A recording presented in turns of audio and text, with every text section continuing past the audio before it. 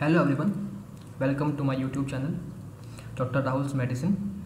Now, today in this video, we'll talk about the disorder related with the copper metabolism. The disorder related with the copper metabolism. Now, disorder of the copper metabolism, we have broadly divided into two categories. The first one is the Menkes disease.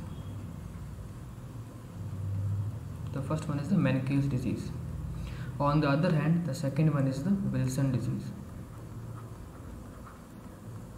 Now, how to differentiate between these two diseases?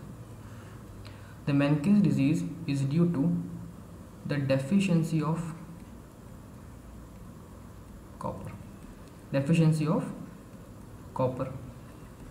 On the other hand, the Wilson disease is due to the excess of the copper in the body. So this is a basic difference between these two diseases. In the Menkes, there is a deficiency of copper, whereas in the Wilson, there is excess of the copper. Okay.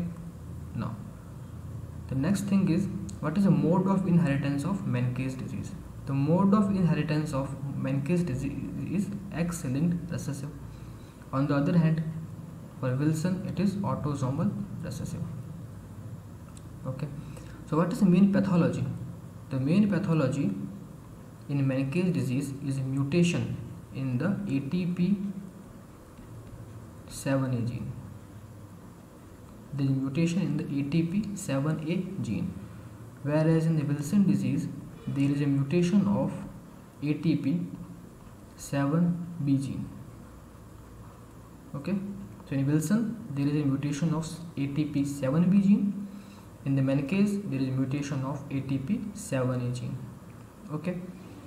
Now, this is the basic difference between these two diseases. Now, with that background, we will discuss the Wilson disease.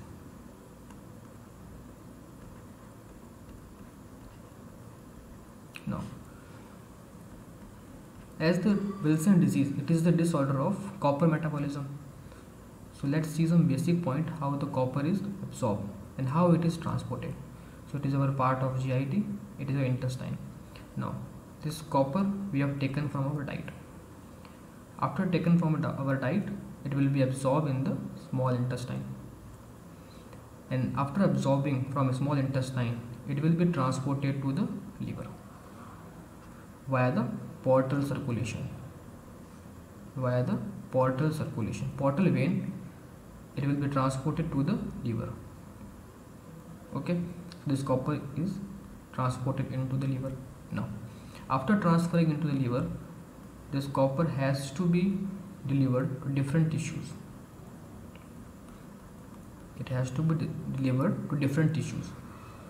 Now, there is one protein which is called as ceruloplasmin.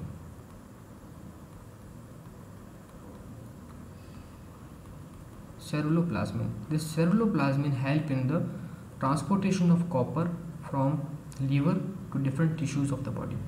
So this is the basic physiology of copper metabolism. Okay. Now, what is the main pathology in the Wilson disease? What is the main pathology? The main pathology is that there is a mutation of ATP7B gene.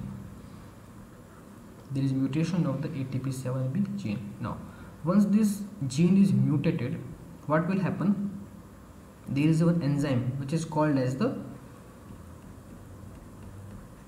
P-type ATPase enzyme. This P-type ATPase enzyme will not work because this gene is mutated.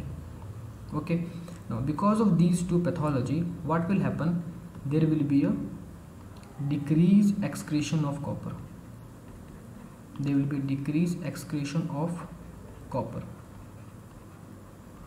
From liver. Okay. As a consequence of this copper will accumulate in the liver. the copper will accumulate in the liver. and finally this copper will destroy the hepatocyte and it will lead to cirrhosis. Okay, so this is the main pathology behind the Wilson disease. Now we will talk about the clinical manifestation. In the clinical manifestation, we will divide the patient into two groups. One patient whose age is 5 to 10 years of the age, and other patient whose age is more than 10 years.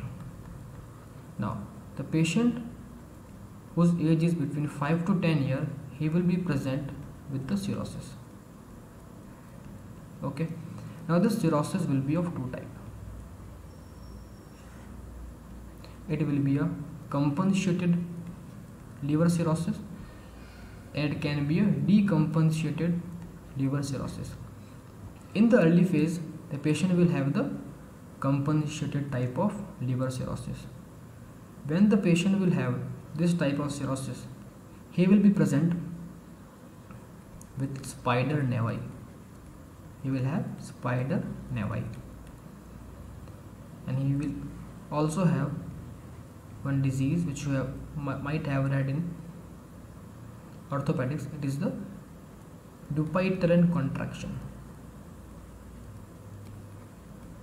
Okay, now these are the two conditions which we'll see in the compensated type of liver cirrhosis. Now, if the patient is in the decompensated type of liver cirrhosis, then he will have ascites, he will have portal hypertension, and he will have caput medusae. Okay, now if the patient's age is more than 10 years, then the patient will have, then what will happen? This copper will accumulate in the basal ganglia. The copper will accumulate in the basal ganglia. It will lead to damage to the lenticular nucleus. So there will be a lenticular degeneration. Okay. These are the manifestations that we will see in a patient of Wilson disease. Now we will talk about the organ specific side effect or organ specific clinical feature. Okay, the organ specific clinical feature. So the first organ or most common organ which will be affected is the liver. The liver is the most common organ affected, and the patient will have a cirrhosis. Patient will have the cirrhosis. The second organ that will be affected is the basal ganglia, as the copper accumulate in the basal ganglia. So what will happen? There will be a lenticular degeneration. There will be lenticular degeneration. There will be lenticular degeneration, and this lenticular degeneration will lead to the asymmetrical tremor. The patient will have asymmetrical tremor, and this asymmetrical tremor is the earliest neurological feature. It is the earliest neurological feature that we will encounter. Now third organ which will be affected, it will be RBC. Now what will happen? There will be a small amount of copper that will go and accumulate inside the RBC. So here we have RBC. What will happen? This copper will go and accumulate in the RBC. Okay, and this accumulation of copper in the RBC will lead to the hemolysis.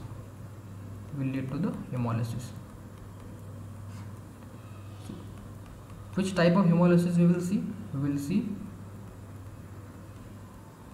Coombs negative hemolytic anemia. We will see the Coombs negative hemolytic anemia. Okay, now let's move to the next organ which will be affected.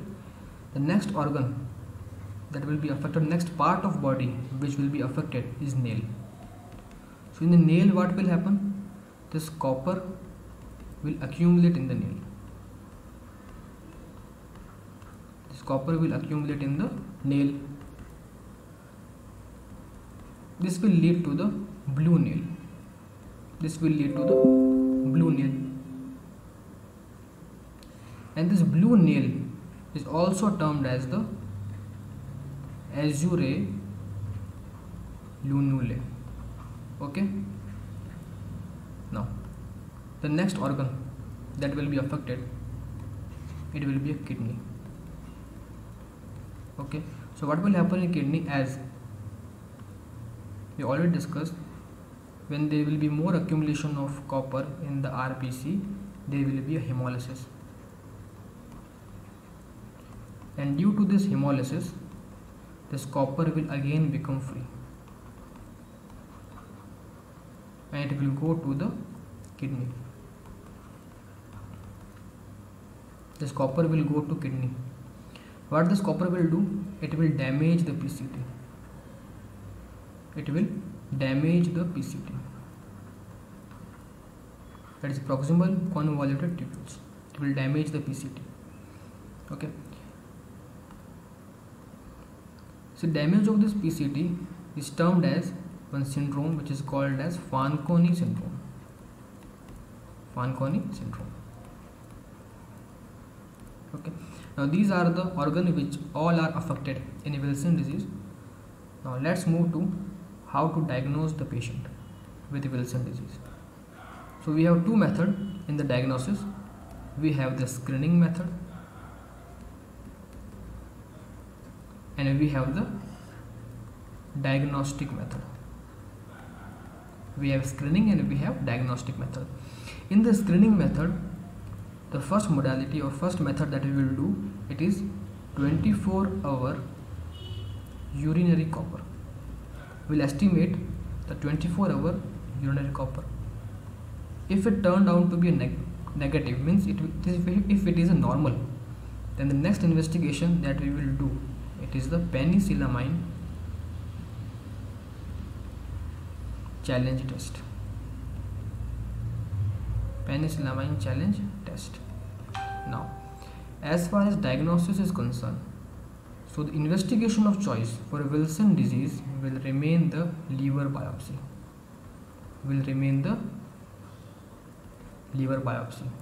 Now, one more thing that we can see is that we can do the slit lamp examination.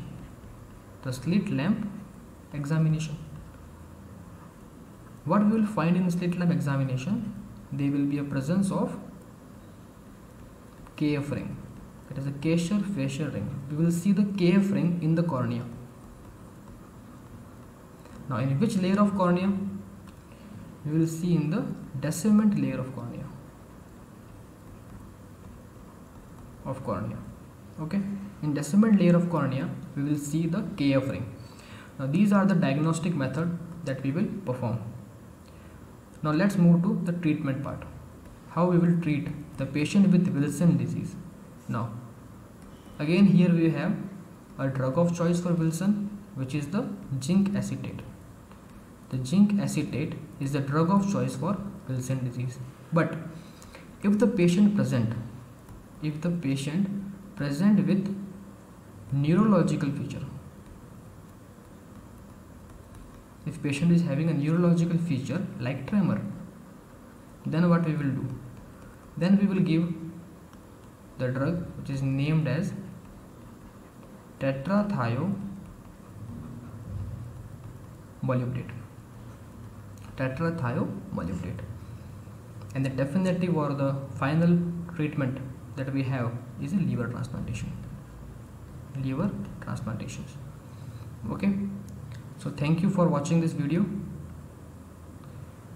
So please like this video, share this video and subscribe to this channel. And your suggestions are most welcome in the comment box for the new videos and all. Thank you so much.